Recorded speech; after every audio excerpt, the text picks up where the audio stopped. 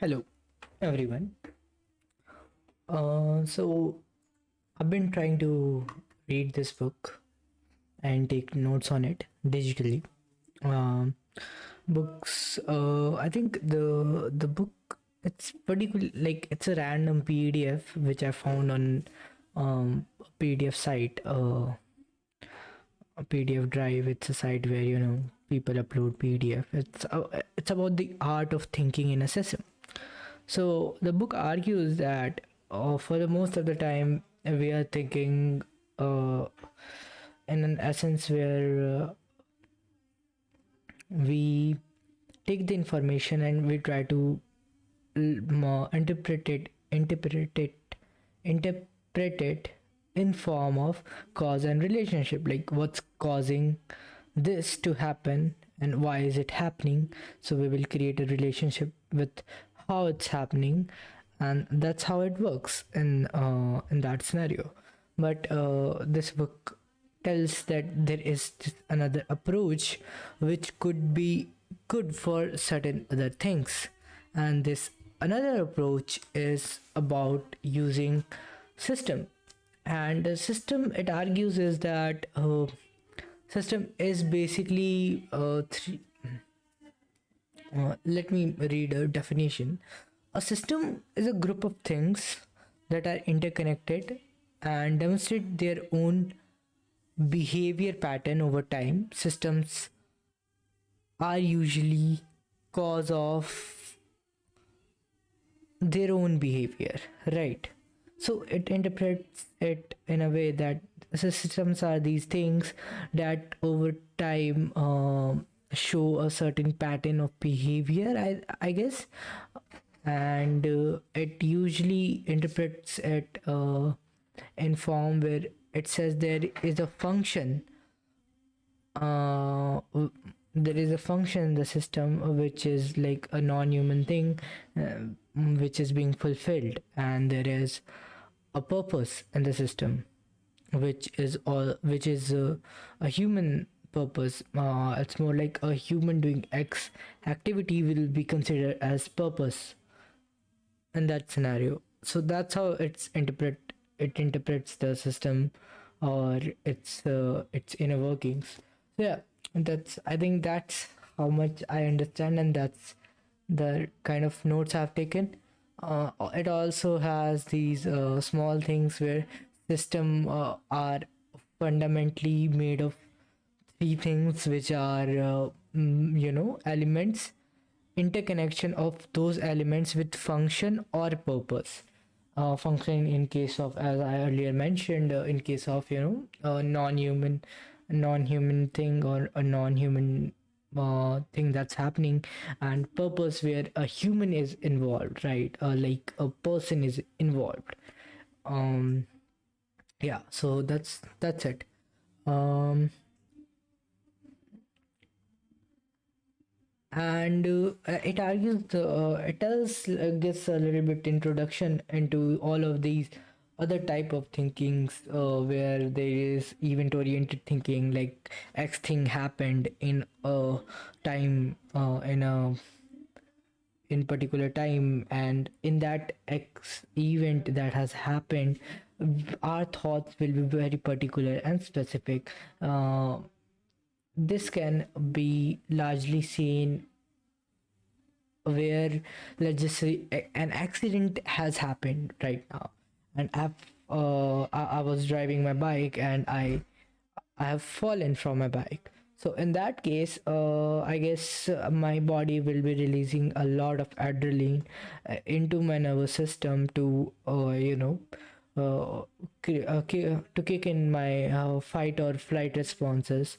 And that's our evolutionary way of dealing with any accident or anything that threatens our life, by releasing adrenaline. So in that moment, the train of thought that will be going through my brain is getting to a safe spot, or trying to move my body, trying to get away from the accident.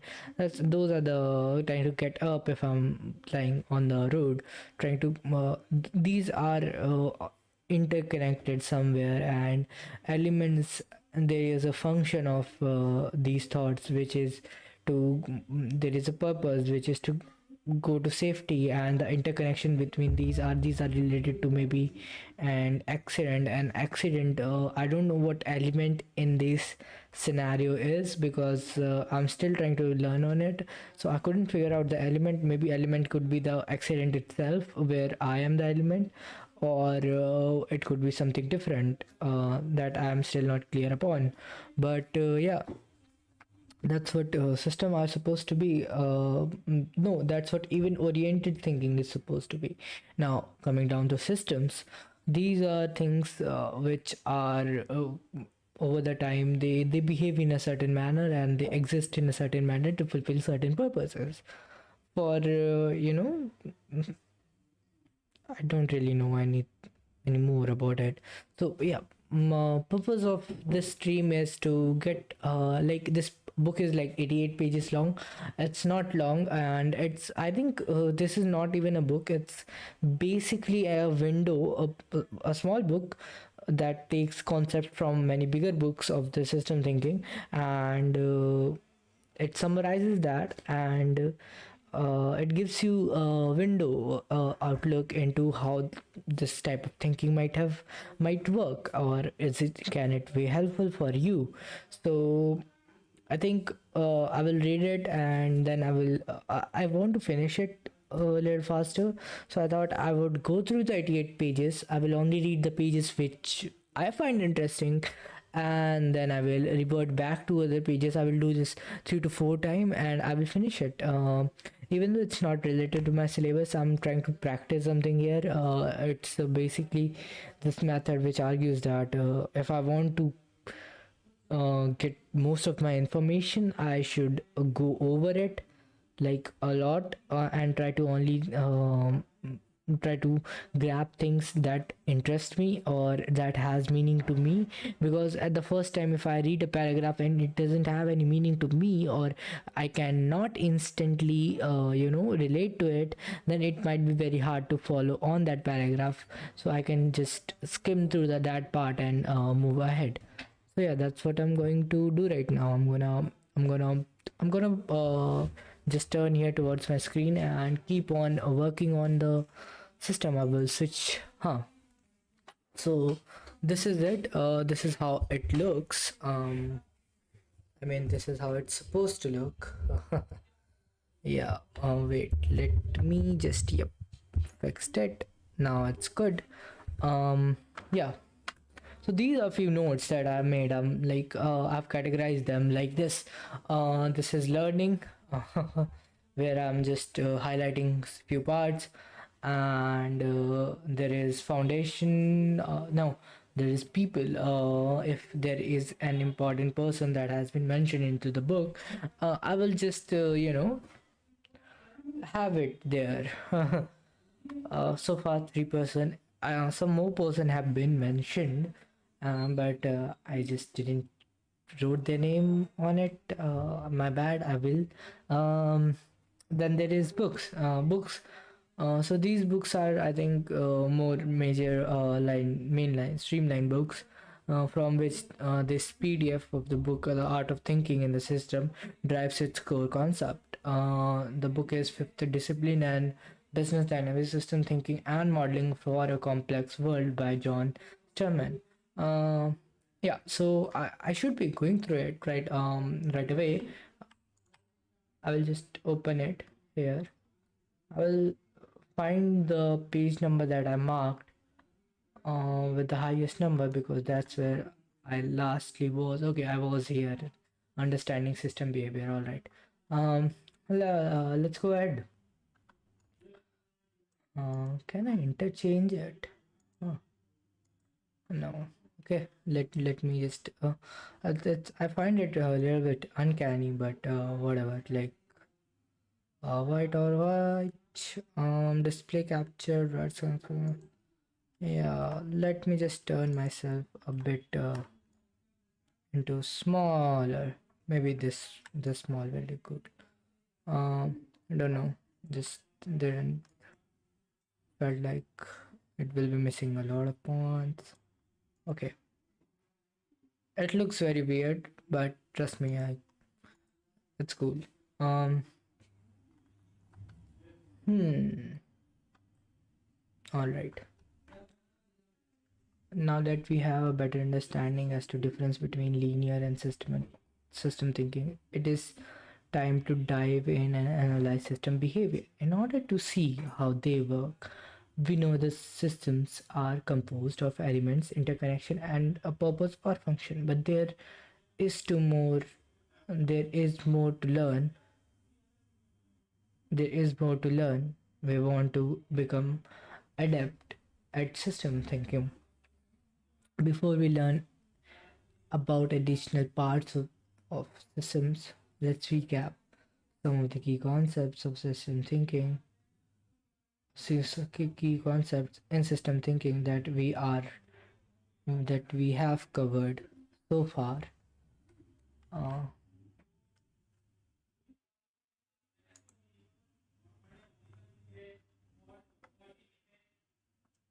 Mosaic and some of the key concepts that we have covered so far. Keep in mind, systems are always greater than the sum of their parts. Okay, I don't really know what it means, but it's something about systems and their parts. So their part can be its elements, interconnection, or something like that. I really don't have any context to that. Maybe I should put this in sort of like questions, maybe a red marker. But I don't have that on. So yeah. Mm, would like to have another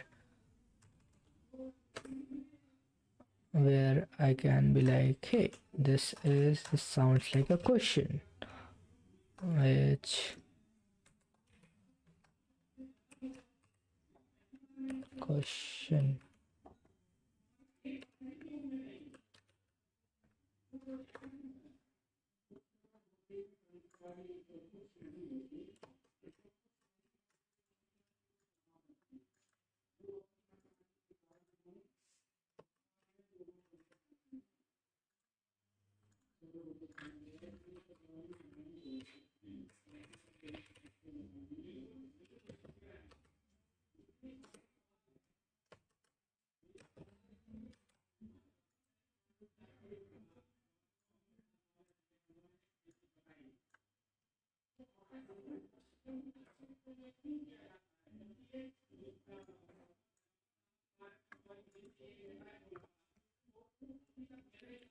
So yeah, that's it.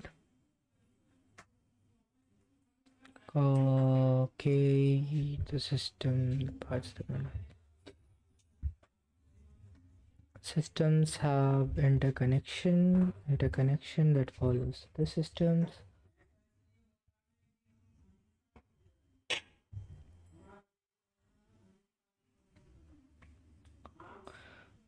Often function through the flow of information and have function a purpose of an at least obvious component that is okay.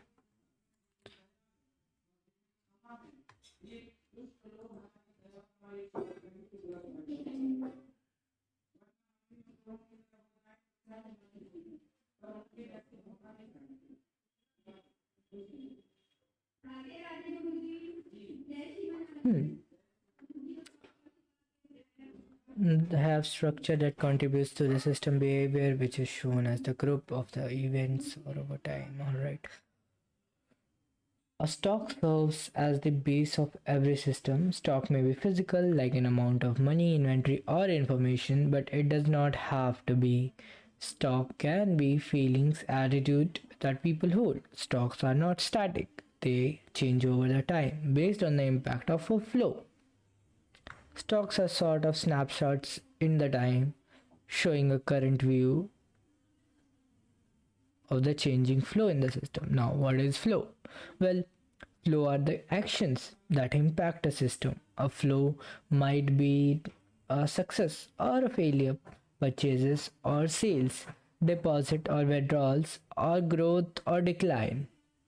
How are stocks and flow related in a system? If more inflow than outflow, the system stock will increase. If more inflow than outflow, it's basically the same mechanism of normal inventory, how it will work. If there are more outflow than inflow, the stock will decrease. If the amount of outflow and inflow is equal, the stock level will remain its current level and will be unchanged. That is called dynamic equilibrium. The level of stock is increased if its outflow is decreased or its inflows is increased. The level of stock is increased if its outflow is decreased. Okay, makes sense. Stock provide a sort of security barrier in the system since they serve to delay the initial shock that may affect the system. Stock preserve the ability of the inflow and outflow to remain independent. Let's look at the few examples. Employee in a company's are stock. Got it. New hires and recruiters are inflows in the stock. Okay. Retirees, transfers, and those who design or are fired, outflows from the stock. Oranges in a citrus groups are a stock. The inflow are the growth of the citrus trees and the amount of oranges that can successfully survive until they are ripe enough to be harvested. The outflow are the oranges that fall from the trees or rot before they can be picked. The oranges may have not reached maturity because of the impact of freezing temperature. Oranges that are lost due to the insect or disease harming the inventory of the oranges that are sold to the consumer. Understanding how stock and flows behave over the time teaches you a lot about how complex systems behave as well. If you have ever tried to lose weight, you understand the dynamics of stock and flow. If you consume the same amount of calories inflows as you burn through the exercise, your daily activity outflow, your weight stock will stay the level. That is why state of dynamic equilibrium. The stock level will not change even though the material is constantly flowing through. If you like me enjoy all eating delicious food for like calories inflow while you spend more time visiting your families, exercising, more calories outflow than the usual, your weight stock will have a few extra pound. Okay. If you find some extra motivation and decide to eat healthy, and so combining that with active routine but burn calories, your weight will start to decrease and you will smaller number of pounds next time you weigh. We can draw a few conclusions about stocks, and the level of stock will always rise if the inflows are is greater than the outflow. Mind has tended to focus more on stock and flows. When it does focus on the flows, it means that the inflows are easily concentrated on than outflows. Alright, that means we may sometimes forget that there is more than one way for us to get our stock to a level we desire. A stock level can be decreased by either decreasing the inflow or by decreasing the outflow.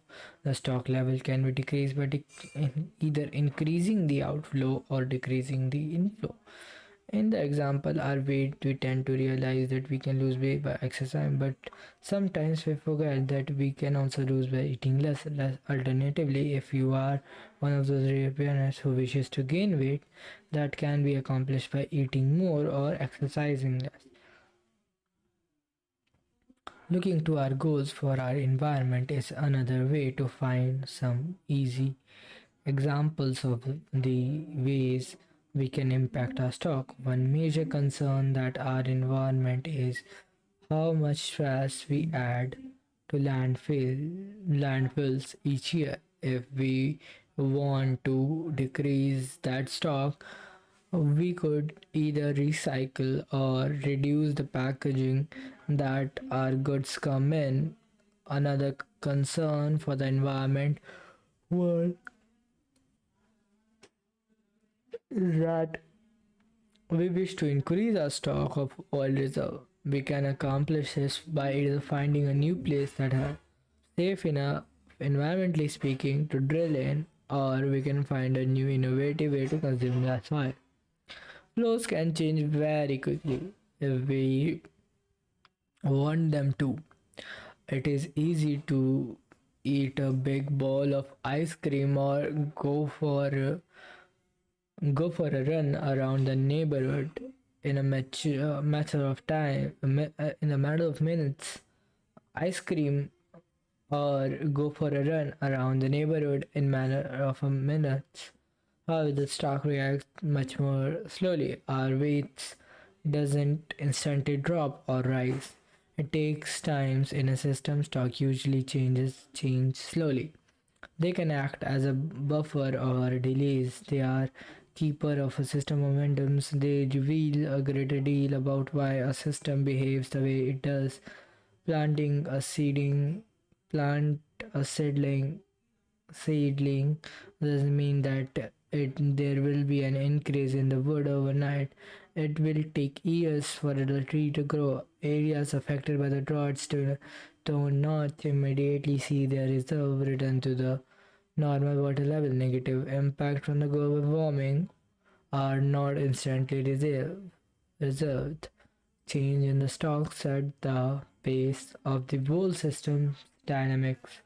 Understanding a system momentum can give you an opportunity to steer it towards the positive outcome you are hoping for. Just by the nature of the stock being present in the system, inflow and outflow are allowed to be independent from one another, even out the balances with each other. People continually observe the stock so they can decide the action they need to take in order to adjust the level of stock and ensure that they are acceptable to ranges. And system thinkers are always studying this feedback loop. Okay, a feedback loop is created when the change in the level of stock is inflows and outflows are come. All right, think about the bank account system. Okay, how much money stock you have in the bank? Decide. Okay, feedback loop either creates the system level within the certain or allow it to decrease or increase. No matter what the feedback loop does, the inflow and outflow to and from the system determined by the level of stock itself. When the stock levels observed, a corrective action is when taken when needed. And the example of the other bank account, okay, I get the whole concept of system l- feedback loop. I don't need to really continue this. I can skip ahead and try to find some.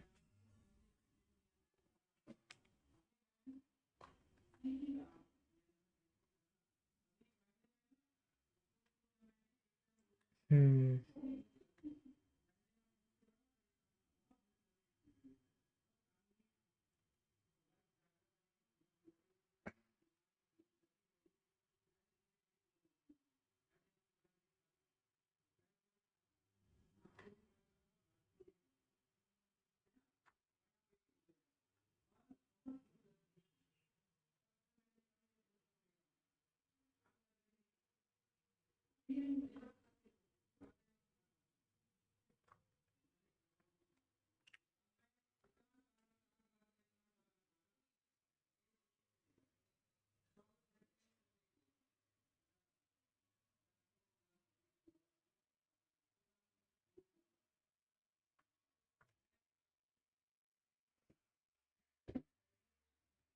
Hmm. All right.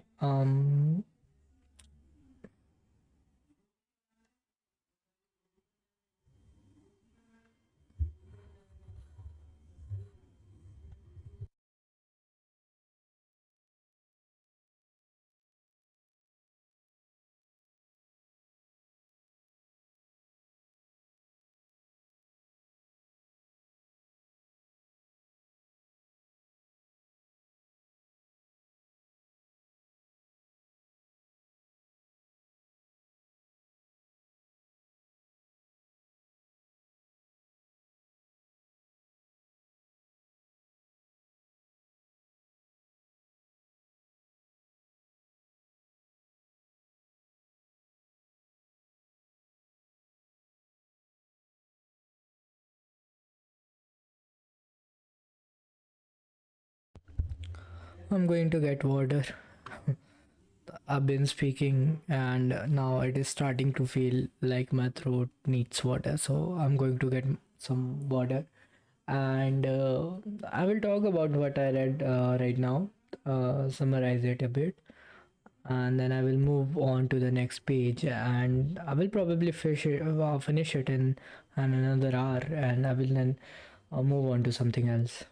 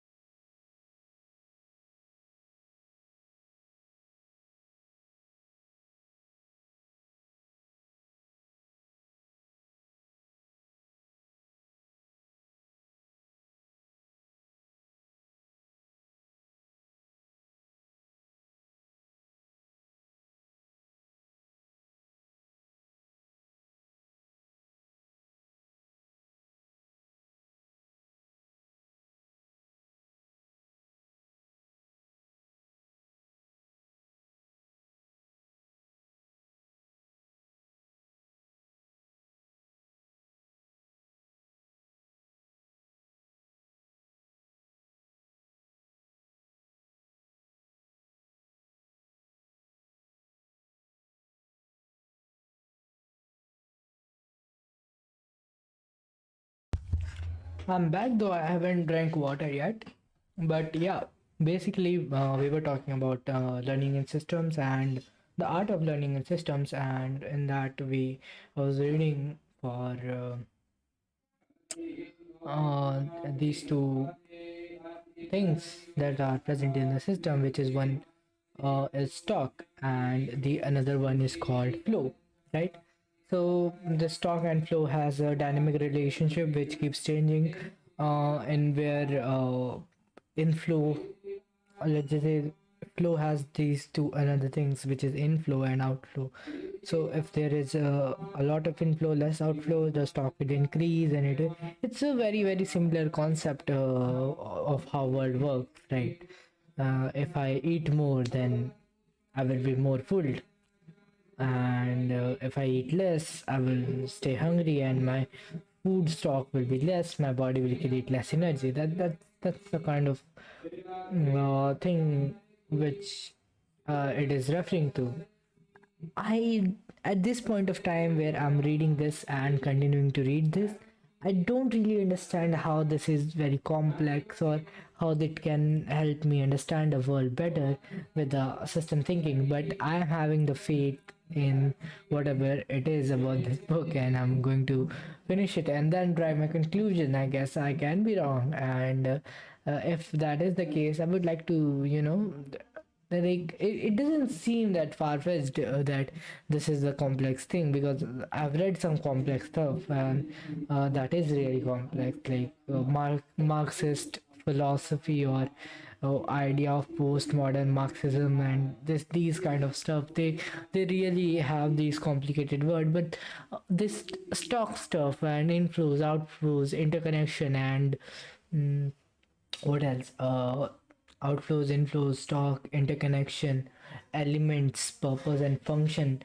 All of these things feel so much, what I say, relatable or familiar. These are just names to the things that we experience in our everyday life. So I question the credibility of how it can help me understand very complex systems. And what I'm going to do is I'm going to read through this book again and again. And then recently I was listening to 8 months old Lex Fridman podcast, on which he was interviewing some physicist, I guess, or some neuroscience physicist. I don't know, but I will probably refer to that podcast soon enough. Yeah. So I will do that, and I will see how it can help me grasp the concept that that physicist was talking about, or even something close to that. Because I don't think I can do that. I will be able to do that, as it is, if it weren't for that. Yeah. So yeah, yeah, that's a kind of thing that's been going. Okay, I should stop talking. I'm gonna stop talking. Okay.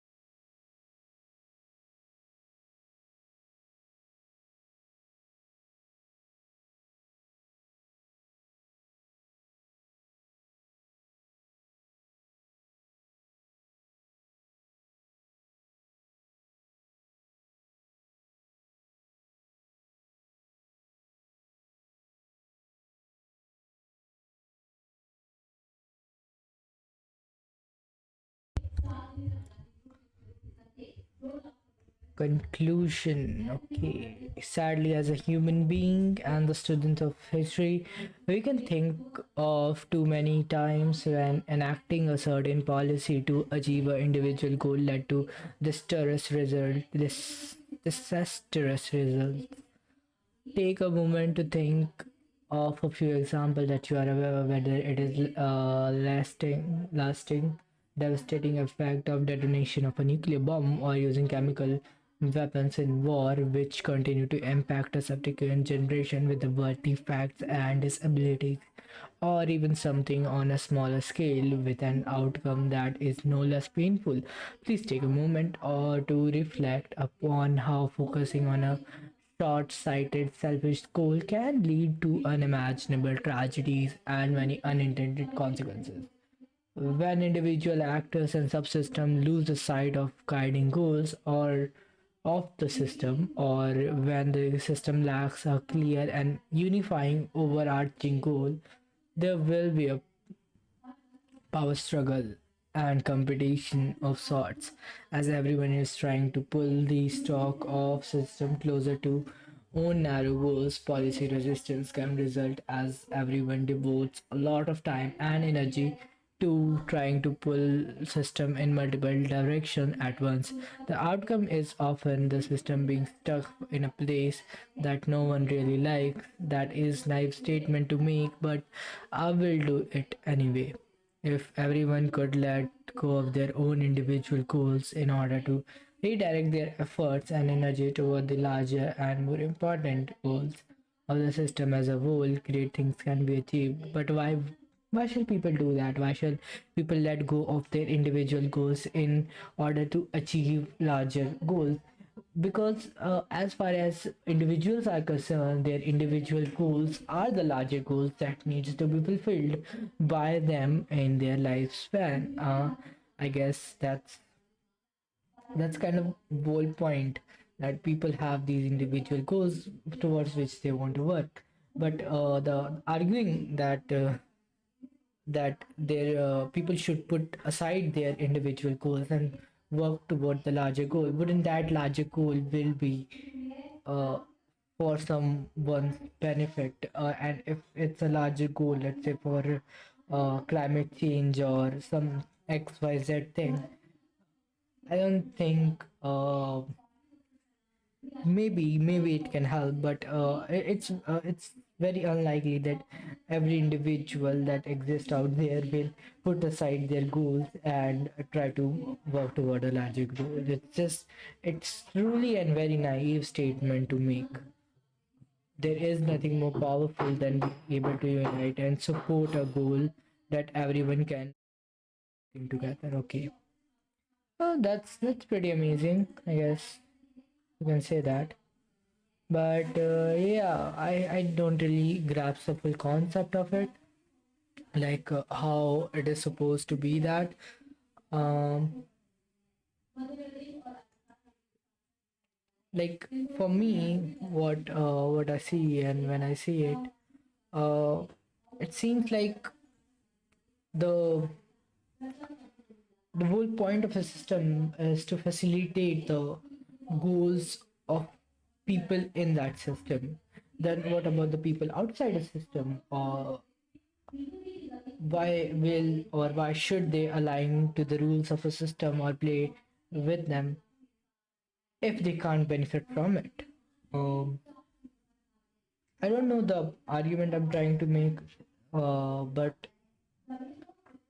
I'm having this hard time trying to grasp this concept of system and how this type of thinking is supposed to help us. Right. Let's move on to the second one. System are not always filled with the sunshine and roses. Got it. Sometimes system find themselves stuck in a negative loop that they can just seem to find their way out of. This chapter is going to examine those negative cycles and try to let out. Okay, got it. As a teacher, I was told to have high expectation for every student because what I expected of them, I would most often get. Okay, that's a false expectation. After years in the classroom, I can unequivocal. Wow, goddamn this word, man. That's a fucking hard word. Wow. I don't even know what that means. Search with Google.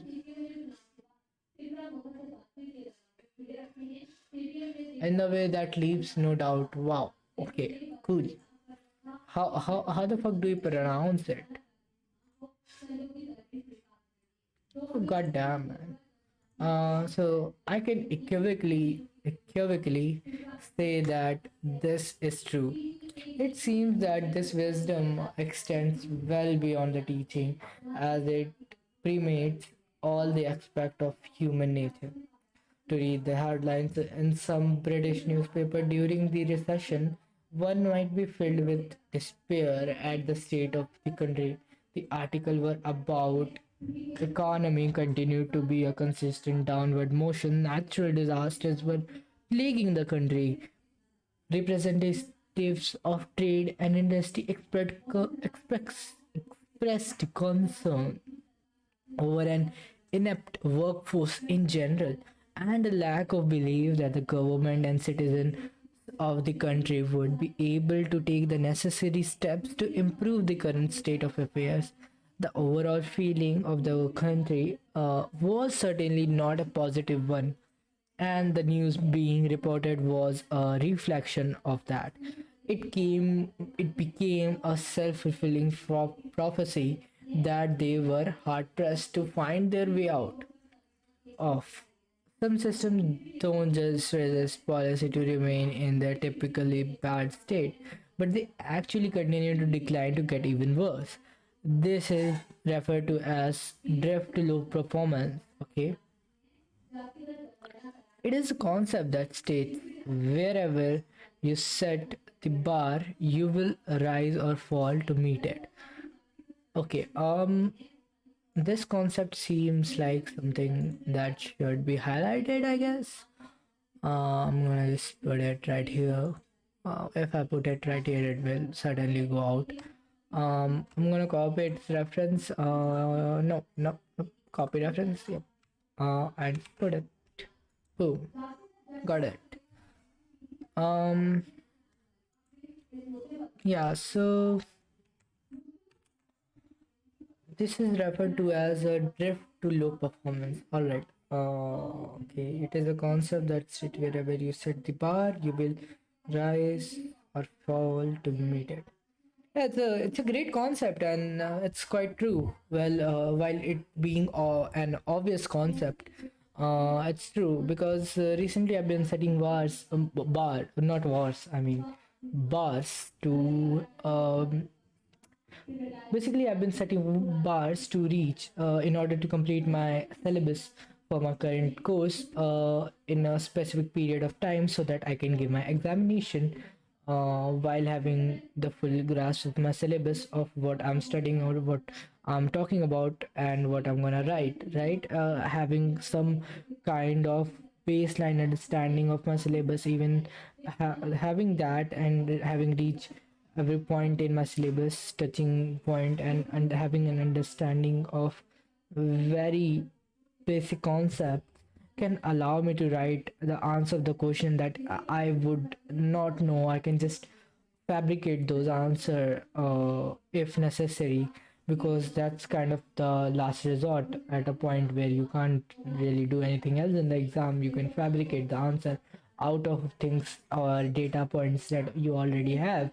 So I've already set that bar and I've been failing to absolutely meet 25% of that bar, and which is in itself it's a shame, and I am quite literally I hate it. But there has been some resistance, and I'm trying to figure out those resistance and trying to work on it.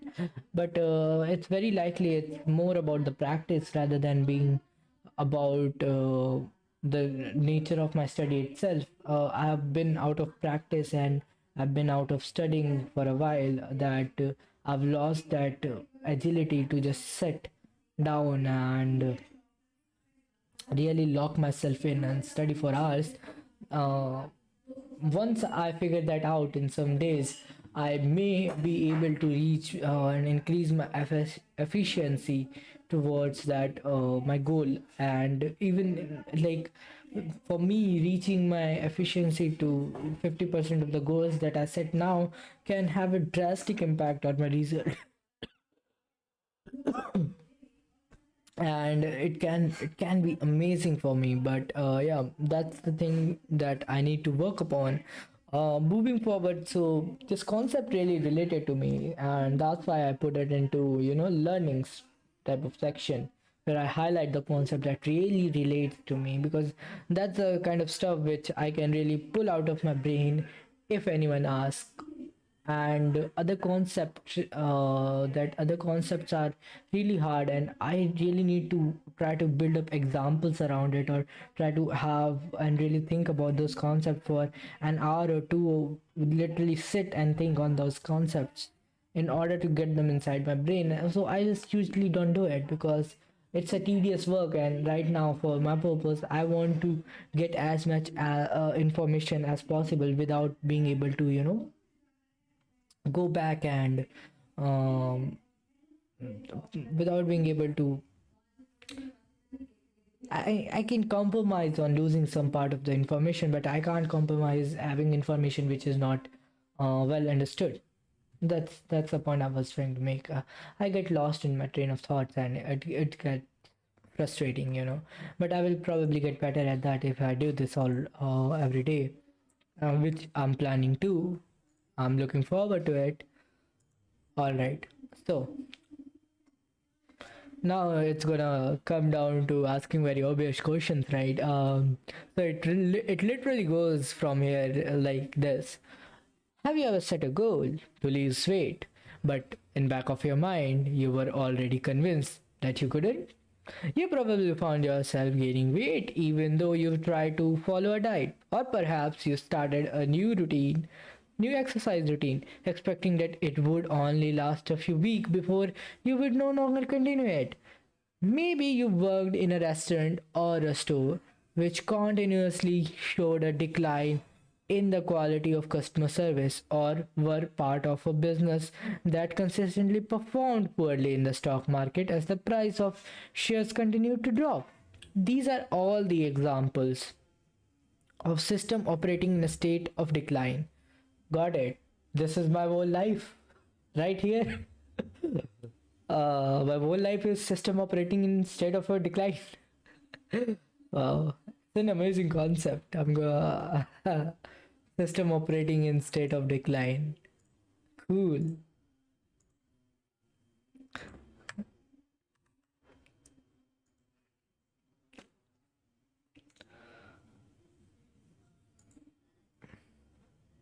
The actors in the feedback loop in each of our example has gone for the system which is desired outcome that gets compared to the state system in currently in. If there is a gap between where the system in the go and the goal of where it should be, corrective actions get taken.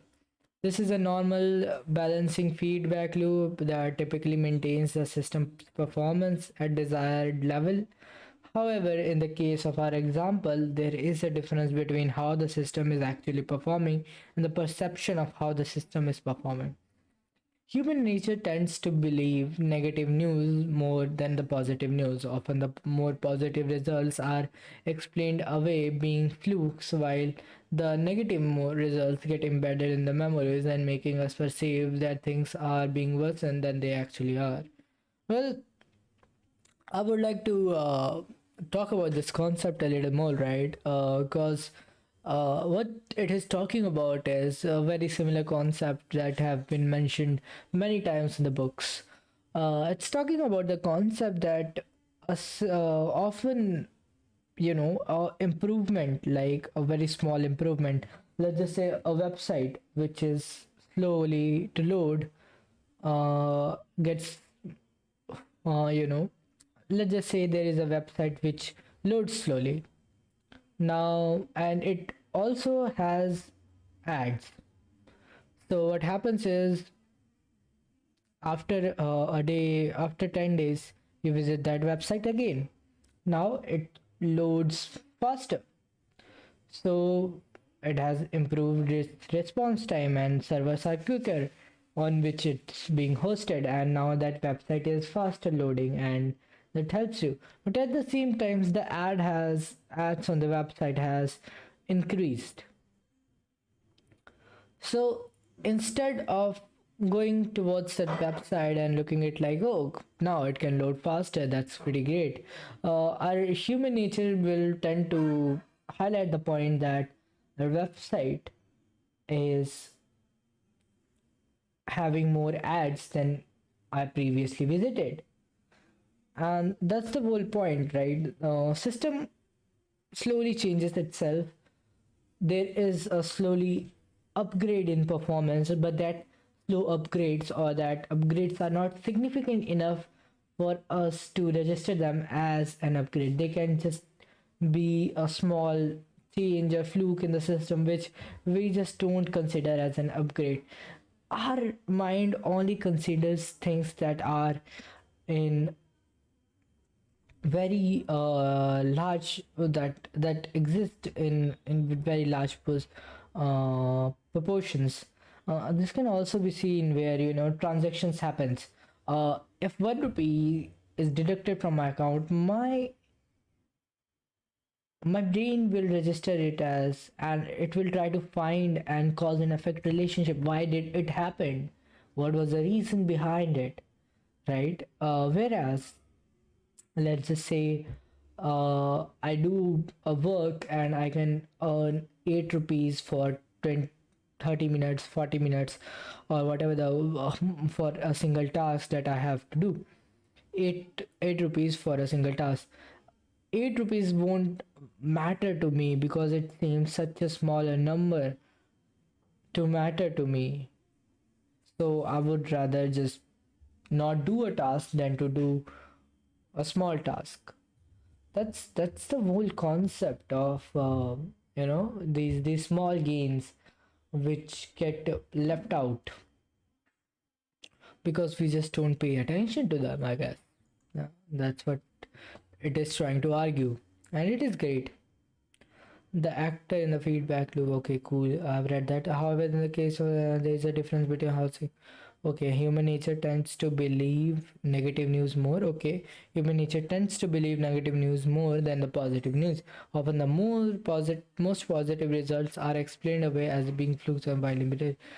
Ultimately, the goal and the standard of a system has set for itself begins to decline based on our negative perception. God, look, this is why I start hating things, and also I couldn't like grasp it because now this statement, wait, the statement right here, ultimately the goal and the standards of being of a standard a system has set for itself begin to decline based on the negative perception. It's very much like um, this thing is very much like positive thinking, right? It's basically, so you are telling me that I made a system which was supposed to be completely detached of human emotions, and it has to perform on basis of number, but it still be affected by human emotion or the human identity that is governing or operating that system, just because the perception of the upgrade in the system or improvement in the system won't be good enough for that particular identity or that particular governing human being that was operating that system. This is quite understandable. At that same time, it I think about all those books which has a mention of positive thinking, right? um they they tend to talk about it a lot, that I should think in a certain way to have certain thing happen to me. think more positively, and those things will improve. This is such a bullshit, but at the same time, on some level, yes, it minor improvements are really important to be recognized, I guess. That's what I can draw from this. And that's exactly what I'm gonna draw from this.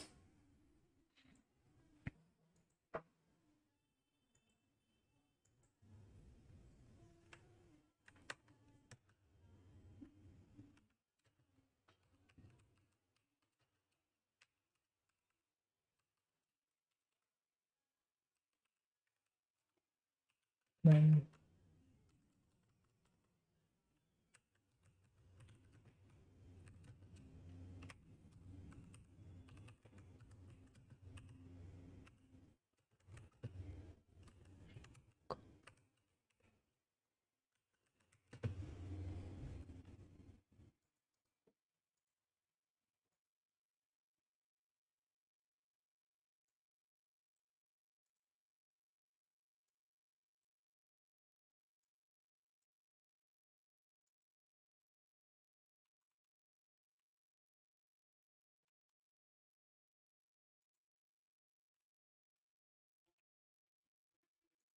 cool.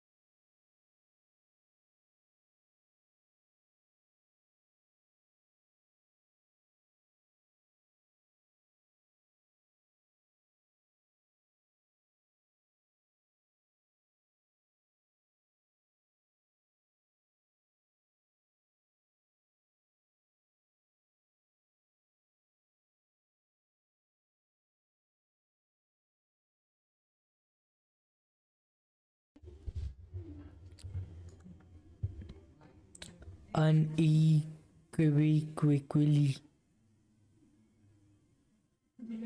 Wow, that I was just practicing how to say a word, and it's horrible. Yeah, like Google has a new feature where you can practice words, and it's horrible. Fuck that, not going that. Um, how system erodes quicker because of false notion. Oh, okay. I'm on the page 51. I'm closer to 81. That's a good. Then that's a good thing, right? I mean, I think it's a good thing. I don't care what you think. I think it's a good thing. Um, yeah, I'm skimming through, but I mean, what do you expect me to do? I want to learn it faster. I don't have time. I'm trying to solve a problem here, right? I'm giving him more effect. So let's let's get it. Let's get it.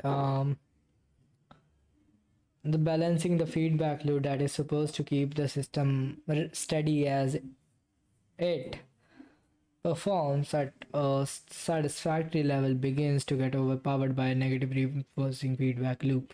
The lower the perception of the system's performance, the lower the goal and the expectation of the system is capable of performing drop.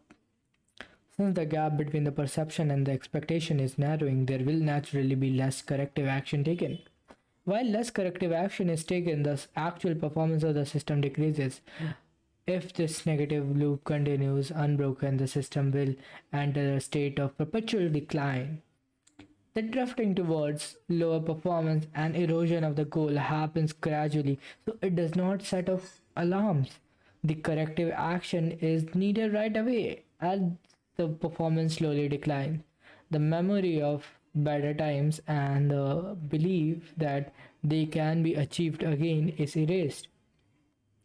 The system is lower expectations, less efforts, and worse performance. The result is lower expectation, less effort, and work. Suck. I suck at this. I suck at reading. I swear.